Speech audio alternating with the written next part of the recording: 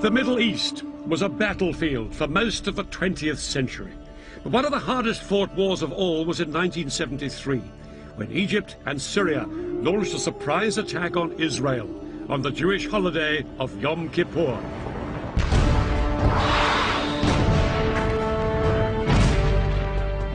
For 3 weeks, the battle swung violently from side to side. It brought each within sight of victory and defeat. And it brought the superpowers, America and the Soviet Union, close to a nuclear showdown. The Israelis were in no doubt they were fighting for their country's very survival. For the soldiers of Syria and Egypt, it was a battle for Arab territory and Arab pride.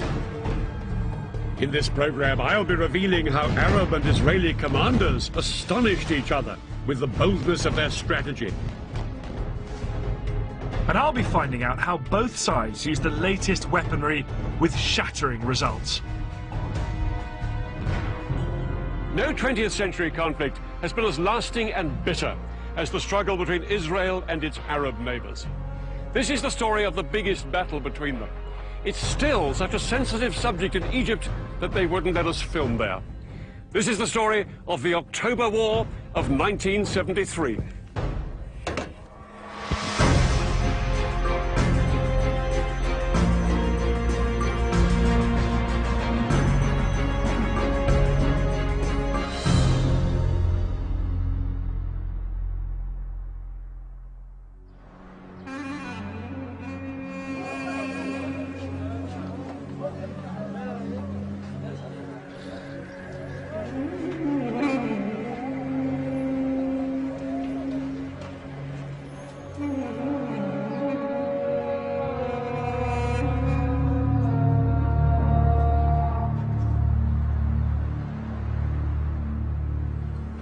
This concrete security barrier here runs through Jerusalem and hundreds of miles to the north and the south.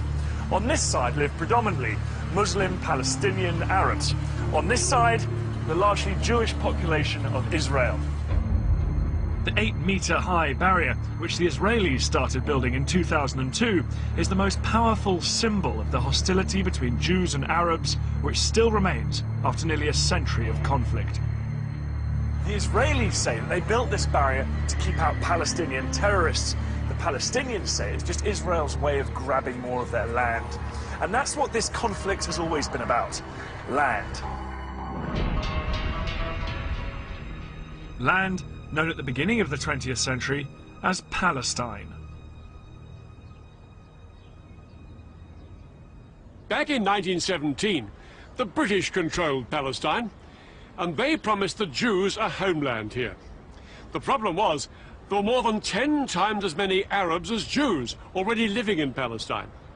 And as hundreds of thousands more Jews poured into the country, open fighting broke out between them. By 1947, things were so bad, the United Nations stepped in with a plan. This is how Palestine looked then. Lying on the eastern edge of the Mediterranean, it was bordered by Lebanon, Syria, Transjordan, and Egypt. The United Nations suggested partition. The Palestinians would keep land here, here, and here, and the Jews would have the rest. Jerusalem would be an open city shared by everyone. The Jews accepted the plan, and in 1948 they declared their independence as the State of Israel. But the Palestinians and the neighboring Arab countries rejected partition.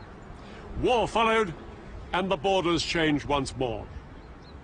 The Israelis took over Arab lands here in the north and along the Egyptian border, ending up with most of Palestine and most of the key city of Jerusalem.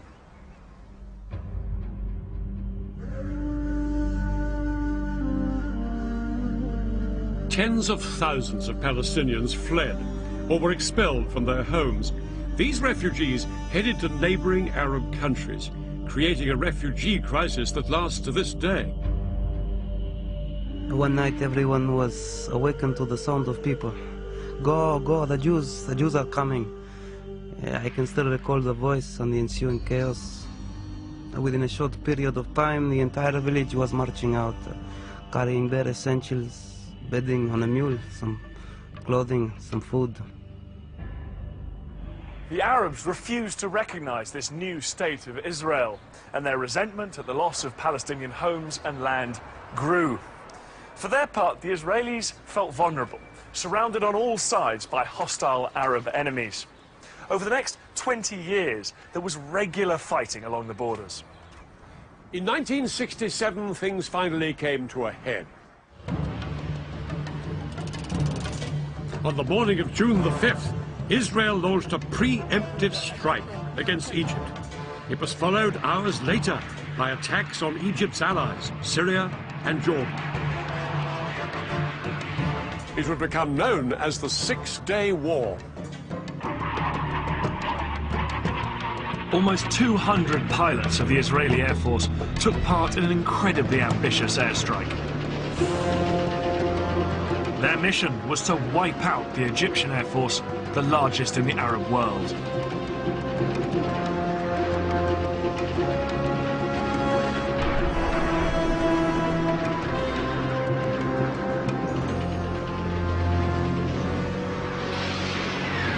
In just under 2 hours, Israeli bombs destroyed almost the entire Egyptian Air Force before it had even got off the ground. Next, Israel launched strikes on the air forces of Jordan and Syria. By the end of the day, Israeli pilots had won total control of the skies. Not very far away, there were some military bases, and they had been attacked early in the morning. There was nothing announced, and we didn't know what was going on. Defeat was unfolding right there.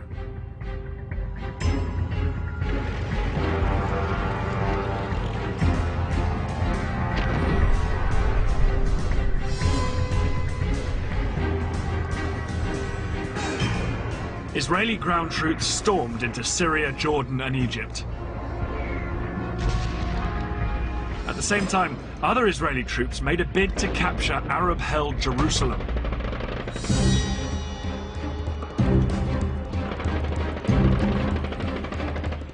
On June the 7th, just 2 days into the war, Israeli paratroopers charged through this gate into the old city.